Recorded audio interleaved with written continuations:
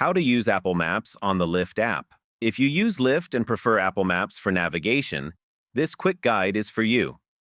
Lyft lets drivers open turn-by-turn directions in Apple Maps, making trips smoother and more familiar. First, open the Lyft driver app and make sure you are logged in. Accept a ride request as usual so the trip details appear on your screen. Next, on the trip screen, look for the navigation option or map icon. Tap on it to open navigation settings. From the list of available apps, select Apple Maps as your preferred navigation app.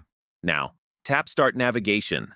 Lyft will automatically send the pickup or drop-off location to Apple Maps, and Apple Maps will open with the full route ready. Finally, follow the directions in Apple Maps while keeping the Lyft app running in the background. You can switch back to Lyft anytime to check ride details or updates. That's it. You are now using Apple Maps with Lyft for easy and reliable navigation. Thanks for watching.